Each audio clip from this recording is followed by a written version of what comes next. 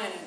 And then if they wanted to respond, it would take 20 years for them to respond to the message.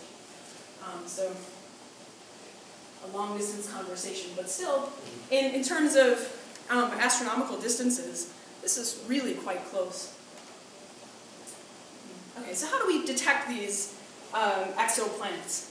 And we do it mainly in two ways. The majority of exoplanets are detected with the radial velocity method. So we talked about the very center of the solar system, or the sun being wobbled or moved off its axis by the fact that other planets are rotating or revolving around it. And when that happens, the light from that star becomes Doppler shifted. So you probably heard of the Doppler shift. You know what that is, like an ambulance comes by you, and as it's moving towards you, the frequency of the sound you hear is higher, and when it moves away, the frequency of the sound you hear is lower. And the same thing happens for light. As an object is moving towards you, so you're moving towards you, the frequency of the light that I'm emitting is smaller. Or what you observe is smaller than what I'm emitting, so I'm blue shifted. When I move away from you, I'm slightly red shifted. And by looking at the light curves of stars to see whether they have these small periodic shifts, we can determine that there may be planets that are orbiting them.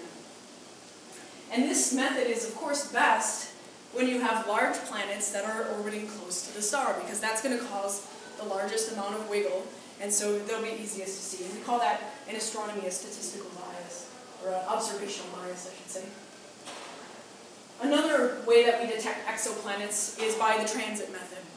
And so this method works as follows. You have a central star, and then a planet, as it orbits, moves across the face. And when it moves across the face of the star, it blocks some of the light temporarily. And so the amount of light that you see from the star goes down. So it makes a little bit of a dip. And then a certain time later, when the star swings, or the planet swings back around, you'll see the dip again and again and again and again. And the dip is really small. It's maybe 1 part in a million. So really hard to detect. But we've detected a whole bunch of exoplanets using this method. And again, this is better for systems that are close to us, because the closer they are in general, the brighter they are. And maybe I have some numbers up here. So if they're 10%, or 10% of stars have planets, then we'd have to observe 2,000 over 1 year just to find one. So it's a game of numbers. But recently, we put up a satellite called the Kepler Space Telescope. It was launched in 2009, and it uses this transit method. It's supposed to search a whole bunch of stars to look for these shifts, and it expects to find 50 to 100, and as of this morning, it's found 9 confirmed, so it's going. I want to emphasize that what we see in other solar systems, it's not what we expected. We expected all solar systems to be sort of like our solar system. Rocky planets on the end, near the sun, gas giants out here, away from the sun. And it turns out that's not what we see. At first we thought maybe it was a statistical bias, the fact that we see many, many hot Jupiters. So hot Jupiters are large gas giant planets that are orbiting very close to their parent star.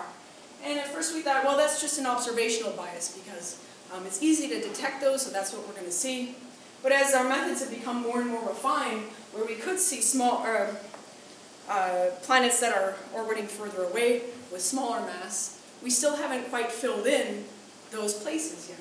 And so it seems that there are a lot of systems where this is actually the case. It's not just a statistical bias. So this is a plot here of all the 497, I don't have time to put the extra one on the plot, exoplanets that we know. And here's the mass down here in terms of Jupiter masses. So here's one Jupiter mass. And you can see that most of the planets are 1 Jupiter mass or larger.